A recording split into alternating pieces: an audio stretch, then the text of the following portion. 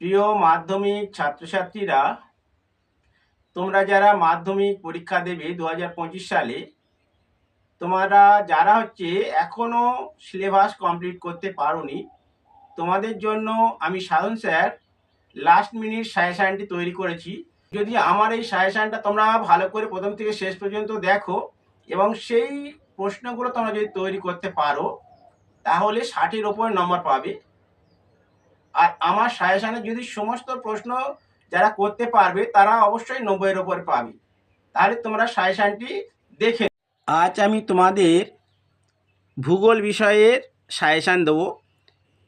5 নম্বর, 3 নম্বর, 2 নম্বর এবং map pointing, যে প্রশ্নগুলো করলে তোমরা অবশ্যই ভালো নম্বর পেয়ে যাবে। দেখে নাও তোমাদের জন্য যে প্রশ্নগুলো সিলেক্ট করা হয়েছে সেগুলো দেখে নাও। প্রথম অধ্যায় 5 নম্বরের প্রশ্ন দেখে নাও। দুটো মাত্র প্রশ্ন দিয়েছি। হিমবাহের ক্ষয়কার্যের ফলে সৃষ্ট 3টি ভূমিরূপ চিত্রসহ ব্যাখ্যা আলোচনা করো। আর পরের প্রশ্ন দিয়েছি, নদীর ক্ষয়কার্যের ফলে সৃষ্ট 3টি ভূমিরূপ চিত্রসহ আলোচনা করো। বলে রাখি, যারা ভালো ছেলে তারা সবগুলো করবে, আর যারা দুর্বল ছাত্র মাত্র দুটো প্রশ্ন করাই, দুটো। ঠিক আছে, 1-এরটা 3-এর নদীর ক্ষয়কার্য দুটো প্রশ্ন যদি তোমরা করতে পারো তাহলে একটি প্রশ্ন অবশ্যই জানা পেয়ে যাবে। আচ্ছা, এই অধ্যায়ে 3 নম্বরে যে প্রশ্নগুলো তোমরা দেখে নাও। 3 নম্বরে কোন কোনগুলো করতে হবে? নদীর মোহনায় বদ্বীপ গড়ে ওঠার অনুকূল পরিবেশগুলি লেখো। খুবই ইম্পর্টেন্ট, এবছরে পড়তেই পারে। আর বড় প্রশ্নের মধ্যে প্রথমে এইটা ভালো করে করবে, যদি হয়ে যায় তাহলে এটা করবে, না হলে করতে হবে না। প্রথমে এটা ভালো করে তৈরি করো, এটা পড়ার সম্ভাবনা সবচেয়ে বেশি। যদি না হয় তারপরে এটা। আর 3 নম্বরের মধ্যে এটা প্রথমটা খুবই ভালো করে করতে হবে। আচ্ছা, এর পরের প্রশ্ন, সুন্দরবনের উপর বিশ্ব উষ্ণায়নের প্রভাবগুলি সংক্ষেপে লেখো। ঠিক আছে। আচ্ছা, পরের প্রশ্ন, ইউ আকৃতি ও আই আকৃতি উপত্যকার মধ্যে পার্থক্য লেখো। আর একটা প্রশ্ন খুবই ইম্পর্টেন্ট, মরু ও মরুপ্রায় অঞ্চলে বায়ুর কাজের প্রাধান্য পায় কেন? ঠিক আছে, এগুলো গেল 3 নম্বরের প্রশ্ন। এবারে দেখে নাও 2 নম্বরে কোনগুলো করতে হবে। 1 নম্বর অধ্যায়ে নদী বাঁক, ধারণ অববাহিকা, অপসারণ গর্ত বা ধাঁধ, আর লোয়েসের সংজ্ঞা। এই 4টে তোমরা 2 নম্বরের প্রশ্ন তৈরি করো। দ্বিতীয় অধ্যায় থেকে দুটো প্রশ্ন পরীক্ষায় পড়ে, সেই জন্য 3টে প্রশ্ন দিয়েছে। এই 3টা করলেই তোমরা দুটো জানা পেয়ে যাবে। বায়ুমণ্ডলের উষ্ণতার তারতম্যের প্রধান 3টি কারণ সংক্ষেপে লেখো। 2 নম্বর পৃথিবীর বায়ুচাপ বলয়ের সঙ্গে নিহত বায়ুর সম্পর্ক চিত্রসহ বর্ণনা করো। আর একটা প্রশ্ন দিয়েছি, চিত্র সহযোগে পরিচলন ও শৈলক্ষে বৃষ্টিপাত সৃষ্টির প্রক্রিয়া আলোচনা করো। এই 3টে প্রশ্ন যারা দুর্বল ছাত্র তারা এই 3টে করো। যদি ওপরেরটা নাও করো তাহলে এই 3টে করো, দুটো প্রশ্ন জানা পেয়ে যাচ্ছ। তাহলে দেখে নাও এবারে 3 নম্বরের প্রশ্ন কী করবে। ট্রপোস্ফিয়ারের উচ্চতা বৃদ্ধির সঙ্গে উষ্ণতা হ্রাসের কারণ লেখো। মৌসুমি বায়ুর উপর জেট বায়ুর প্রভাব ব্যাখ্যা করো। ফেরেলের সূত্র লেখো। এই 3টে যারা দুর্বল ছাত্র তারা এই 3টে করো। এবার দেখে নাও তোমাদের 2 নম্বর মানে কী কী প্রশ্ন করতে হবে। বৈপরীত্য উষ্ণতা, অ্যালবেডো, অশ্ব অক্ষাংশ, ITCZ, এই 3টে 2 নম্বর, 4টে 2 নম্বরের জন্য করো। এবার দেখো তৃতীয় অধ্যায়ের এই অধ্যায়ে 5 নম্বর প্রশ্ন কী করতে হবে। জোয়ার ভাটা সৃষ্টির কারণগুলি চিত্রসহ ব্যাখ্যা করো। আর 2 সমুদ্র স্রোত সৃষ্টির কারণ ও নিয়ন্ত্রকগুলি আলোচনা করো। এই দুটো 5 নম্বরের মধ্যে প্রথমটা ভালো করে করো, যদি হয়ে যায় দ্বিতীয়টা করবে, না হলে করতে হবে না। তাহলে দেখে নাও এই অধ্যায় থেকে 3 নম্বরে কী করবে। মগ্নচড়াগুলি বাণিজ্যিক মৎস্য চাষের বিখ্যাত কেন?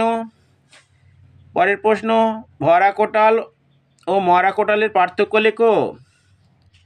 2 নম্বর প্রশ্ন কী করতে হবে অধ্যায় থেকে? শৈবাল সাগর, হিমশৈল, হিমপ্রাচীর, বান্ডাকা, এগুলো 2 নম্বরের প্রশ্ন করো, 4টেই। আচ্ছা, চতুর্থ অধ্যায়ের কোনো 5 নম্বরের প্রশ্ন করতে হবে না, 3টে মাত্র 3 নম্বর করবে। একটা 100% জানা পেয়ে যাবে, 2টো পড়বে, একটা লিখতে হবে। বর্জ্য ব্যবস্থাপনায় 3টি প্রয়োজনীয়তা উল্লেখ করো। 2 দেওয়া হচ্ছে দশম শ্রেণীর শিক্ষার্থী হিসাবে বর্জ্য ব্যবস্থাপনায় তোমার ভূমিকা লেখো। আর 3 গ্যাসীয় বর্জ্য নিয়ন্ত্রণের উপায়গুলি কি? তাহলে 3 নম্বর বললাম কি, গ্যাসীয় বর্জ্য নিয়ন্ত্রণের উপায়গুলি কি। এই অধ্যায় থেকে 2 নম্বরে কি প্রশ্ন করতে হবে দেখে নাও। বর্জ্য ব্যবস্থাপনা, ইউটিফিকেশান আর বর্জ্য ব্যবস্থাপনায় ভরাটকরণ। তাহলে এই 3টে প্রশ্ন তোমরা ভালো করে প্র্যাকটিস করবে। পঞ্চম অধ্যায় মানে ভারত, এখান থেকে 4টে প্রশ্ন থাকবে, যে কোনো 2টো লিখতে হবে। দেখে নাও, প্রথম কী আছে, ভারতের পশ্চিম হিমালয়ের ভূপ্রকৃতি সংক্ষিপ্ত বর্ণনা দাও।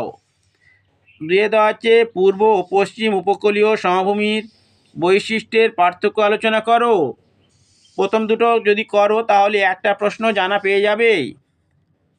আচ্ছা, দেখে নাও পরের প্রশ্ন, গম, চা আর কার্পাস এই 3টে চাষের উৎপাদনের অনুকূল ভৌগোলিক পরিবেশের বর্ণনা করো। এটা করলেই তুমি একটা জানা পেয়ে যাবে। এছাড়া পূর্ব ও মধ্য ভারতের অধিকাংশ লৌহ ইস্পাত শিল্প গড়ে উঠেছে কেন, এটা যদি একটাই করো একটা জানা পেয়ে যাবে। এটা মিস হবে না, এটা জানা পড়ে যাবে, এটা জানা পড়ে যাবে।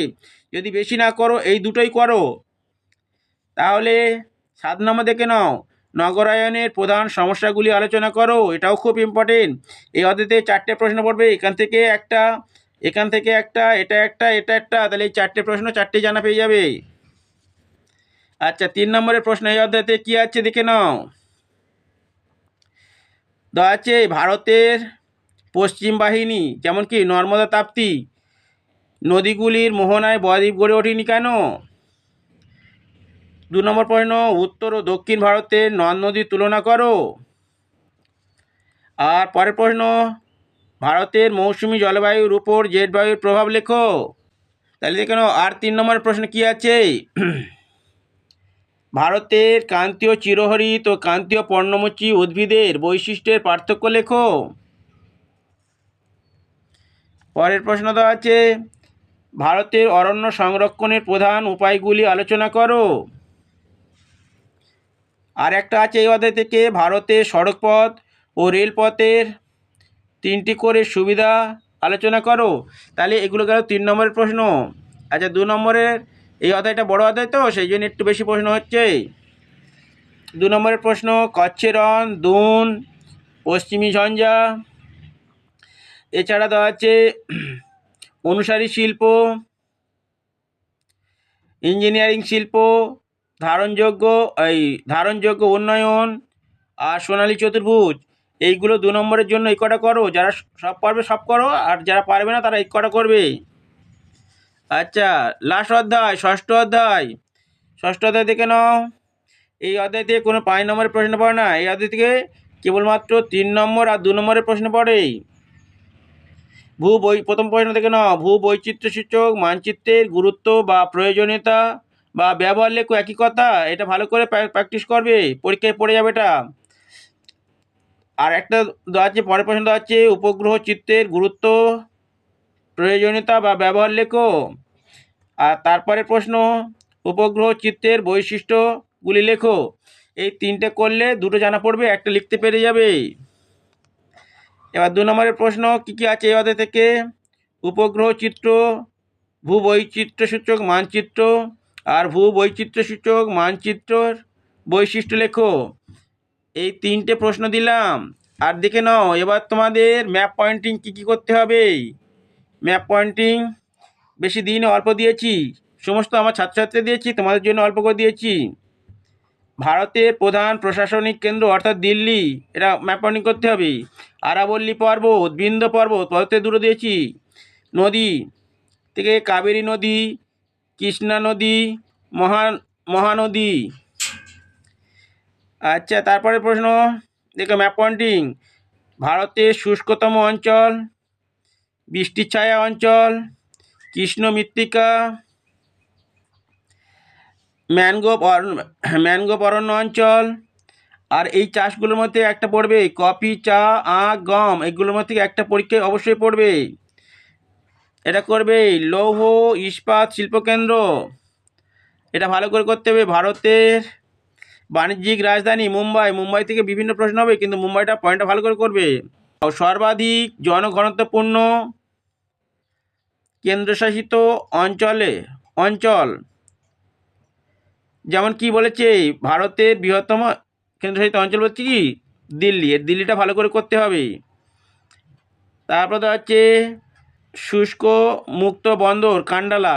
এই পর্যন্ত তোমরা করো, তাহলে সমস্ত প্রশ্ন জানা পেয়ে যাবে আর ভালো নাম্বার পেয়ে যাবে।